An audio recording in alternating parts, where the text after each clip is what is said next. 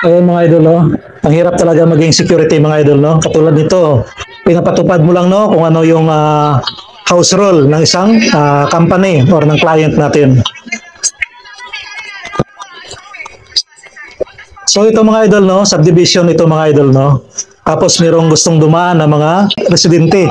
Pero take note mga idol, itong residente na gustong dumaan sa kabilang lugar po ito mga idol, no? Or kabilang barangay. Pero gusto nilang dumaan dito sa subdivision.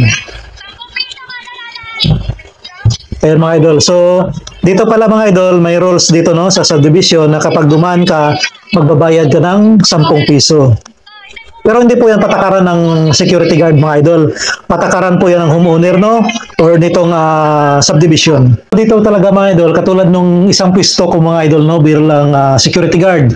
For awareness lamang po, no? Doon sa mga residente na hindi naman talaga nakatira sa subdivision. So meron po kasing tinatawag yan na samahan po, no? Ng HUA or Homeowner Association. So mga ma'am, mga sir, kapag gusto talaga ninyong dumaan dyan, kausapin muna ninyo yung HUA or yung Homeowner Association doon sa office nila, no? Pumunta kayo doon. Kasi meron silang binibigay doon na membership or yung sticker. So yung sticker, dinidikit po yan, no, sa sasakyan. Katulad nun, kung may kotse ka doon sa harap ng sasakyan mo, idikit. Or kung may motor ka doon din sa harap, no? Para makita po ng security na meron kang sticker, pwede kang allowed kang lumabas, pumasok doon sa area na yan. So katulad nitong napanood natin mga idol, no, mga ma'am, mga sir. So nagagalit na po dito si ate at si kuya kasi tuwing daan daw po nila dito, sinisingil sila ng security ng 10 piso. So ito po yung policy dito ng subdivision. Kasi hindi naman po kayo taga dito sa lugar. Hindi naman kayo homeowner. Wala naman kayong bahay sa loob ng subdivision. Kumbaga, makikiraan lamang kayo, no? Kumbaga, makikiusap lang kayo, makikiraan. So, para makadaan kayo dito, magbabayad kayo. So, kung ayaw po ninyong dumaan dito, mayroon naman public road.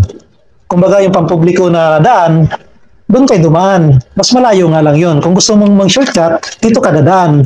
So, kung ano yung patakaran nila dito, sumunod po tayo. Huwag tayo magagalit. Kasi unang-una po, yung security guard po dyan, nagtatrabaho lamang, no? Ginagampanan yung trabaho niya. So, kung hindi po niya sundin yan, hindi kayo singilin, which is yun yung patakaran, matatanggal po siya dyan, mawawalan siya ng trabaho. So instead po na makipag-away kayo, pumunta po kayo sa HUA office. Doon po kayo makiusap. Kumuha kayo ng sticker kung papayagan kayo. Kumbaga, meron naman yan eh. Kumbaga, kung pagbigyan kayo na sa isang araw dahil suki naman kayo dyan or lagi kayong dumadaan, baka pwede lang na isang sticker lang ibigay sa inyo. Pero sa ngayon, dahil yun ang patakaran, sundin po natin. So kung ayaw natin magbayad, dumaan tayo sa public road. Doon tayo dumaan. So malayo nga lang. Kaya nga po kayo dumadaan dyan, di ba? Gusto nyong dumaan dyan, di ba? Kasi mas malapit. So yun po yun. Kaysa mag-motor kayo or mag-tricycle kayo na napakalayo, dumaan kayo sa shortcut. Yun nga lang, may policy dyan. So yung security po, ulitin natin, sumusunod lamang po yan. Huwag natin awayin or pag-initan. Kasi pag hindi niya ginawa yung trabaho niya, matatanggal po siya sa pwesto. Mawawalan po siya ng trabaho.